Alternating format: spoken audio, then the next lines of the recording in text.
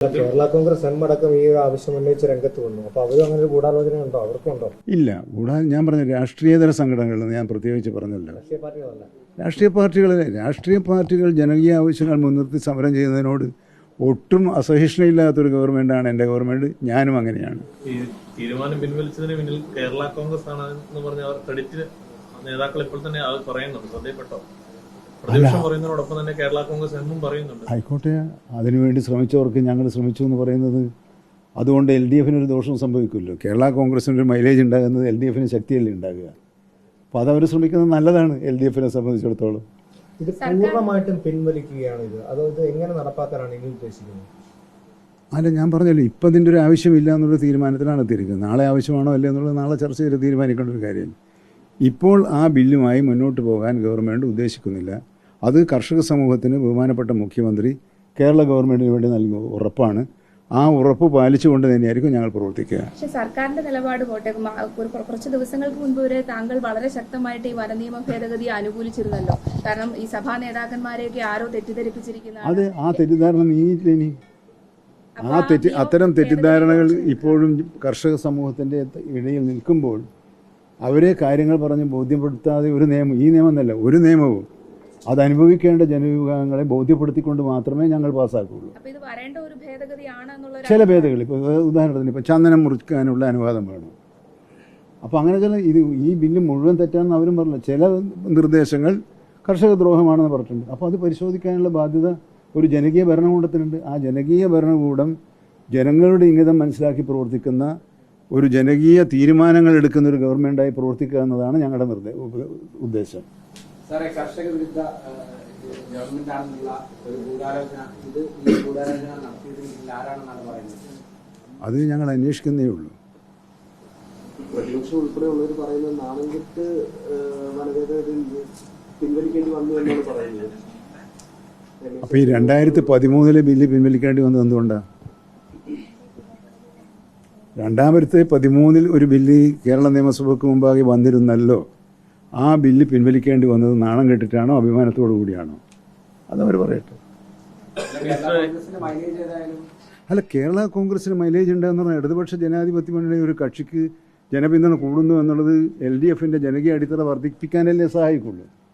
അതിനെന്തിനാണ് ഞങ്ങൾ ഉത്കണ്ഠപ്പെടുന്നത്? LDFൻ്റെ ജനകീയ അടിത്തറ വിപുലീകരിക്കരുതെന്നും ശക്തിപ്പെടരുതെന്നും ആഗ്രഹിക്കുന്നവർക്ക് അതിൻ്റെ അകത്ത് ഉത്കണ്ഠയുണ്ട. അവരോട് ഇപ്പോൾ ഞാനെന്ത് പറയാനാണ്? നിങ്ങളങ്ങനെ ഉത്കണ്ഠപ്പെട്ടോ എന്ന് പറയാമെന്നല്ലാതെ.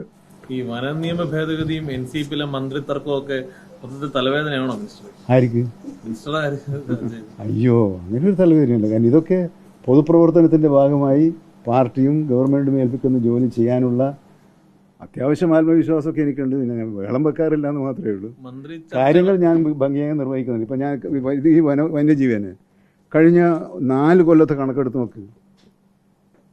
വന്യജീവി ആക്രമണത്തിന് മൂലം കൊല്ലപ്പെട്ട മനുഷ്യരുടെ എണ്ണം കുറഞ്ഞു വരികയാണ്. അതിൽ ഈ കൊല്ലം 2024-25 കൊല്ലം 57 പേരാണ് കൊല്ലപ്പെട്ടത്. ഈ 50 പേര് അതിന് മുമ്പത്തെ 84, 110, 120, 170 അന്നൊന്നും ഇത്ര വലിയ ബഹളം കണ്ടില്ലല്ലോ എന്നാണ് ഞാൻ പറഞ്ഞത്. 120 ആളും 110 ആളും മരിച്ചപ്പോൾ അത് പറഞ്ഞാൽ ഒരാൾ മരിക്കാൻ പാടില്ല. ഒരാൾ മരിച്ചാൽ പോലും എന്താണ്? അത് ഗുരുതരമാണ്. ഒരാൾ പോലും മരിക്കാൻ പാടില്ല. അതുകൊണ്ടാണ് നമ്മൾ ആ കണക്ക് പറയാത്തത്. പക്ഷെ അതിലെന്താണ്?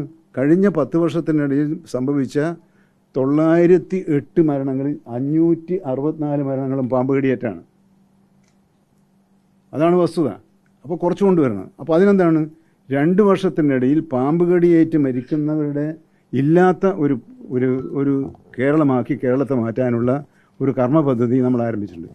ഇന്ന് മുഖ്യമന്ത്രി പറഞ്ഞ മറ്റൊരു വശം നിങ്ങൾ പറഞ്ഞില്ല. കർഷക സമൂഹത്തിന് ഇപ്പോൾ പ്രത്യേകിച്ചും കാർഷിക മേഖലയ്ക്കുണ്ടാകുന്ന നഷ്ടത്തിന് മതിയായ പരിഹാരമല്ല ഇപ്പോൾ ഉണ്ടായിരിക്കുന്നതെന്നും അത് വർദ്ധിപ്പിക്കാനുള്ള ശ്രമമാണ് സർക്കാർ നടത്തുന്നതെന്ന് പറയാം. അപ്പോൾ അവർക്കുള്ള ഗുണമുള്ള കാര്യങ്ങൾ ചെയ്യുകയാണ്. അപ്പോൾ അത് നമ്മൾ നേരത്തെ കണ്ടിട്ടുള്ളതാണ്. ഇപ്പോൾ കാർഷിക വിളകൾ നഷ്ടപ്പെട്ടാൽ മറ്റതിന് 10 ലക്ഷം കൊടുക്കുന്നുണ്ട്. കാർഷിക വിളകൾക്ക് നാശനഷ്ടം ഉണ്ടായാലും നാമമാത്രമായ സംഖ്യ. അത് അവൻ്റെ ജീവിതത്തെയാകെ ബാധിക്കുകയാണ്. വരും ദിവസങ്ങളിലെ ജീവിതത്തെ ബാധിക്കുകയാണ്. അപ്പോൾ ഇന്ന് മുഖ്യമന്ത്രി പ്രഖ്യാപിച്ചിട്ടുള്ളത് അത് വർദ്ധിപ്പിക്കാനുള്ള കാര്യം ഞങ്ങൾ ആലോചിക്കുന്നത്.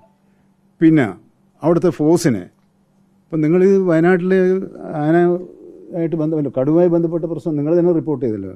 വനംവകുപ്പിലെ ഉദ്യോഗസ്ഥന്മാർ എത്ര ആത്മാർത്ഥമായിട്ടാണ് അവിടെ ശ്രമിക്കുന്നത്. അപ്പോൾ വനം വകുപ്പിലെ ജീവനക്കാരുടെ പഴയ സ്വഭാവത്തിൽ സാരമായ മാറ്റം വരുത്തിക്കൊണ്ട് അവരെ ജനങ്ങളുമായി ഐക്യപ്പെടുത്തിക്കൊണ്ടുള്ള ഒരു സമീപനമാണ് ഞങ്ങൾ സ്വീകരിച്ചിട്ടുള്ളത്. ജനങ്ങളെയും വനത്തിനെയും രണ്ടല്ല, ജനവും വനവും ഒന്നാണ് എന്നൊരു നിലപാടാണ് ഞങ്ങൾക്കുള്ളത്. മന്ത്രിമാറ്റ ഈ കാര്യങ്ങളെ കുറിച്ചൊന്നും പറഞ്ഞില്ല. തീരുമാനം അല്ല മന്ത്രി ഞാനിപ്പോൾ മന്ത്രിയല്ലേ. അല്ല NCP-യിലെ മന്ത്രിമാറ്റ അതെ, ഞാൻ NCP-യിലെ മന്ത്രിയാണ്. എല്ലാ തർക്കങ്ങളൊക്കെ അവസാനിച്ചോന്ന്. തർക്കമുണ്ടോ? തർക്കം ഉണ്ടായിരുന്നില്ല. ആയിരിക്കും. Thomas K Thomas MLA Thomas K തോമസും AK ശശീന്ദ്രനും പറഞ്ഞത് ഇത് തീരുമാനിക്കേണ്ടത് ദേശീയ നേതൃത്വമാണ്.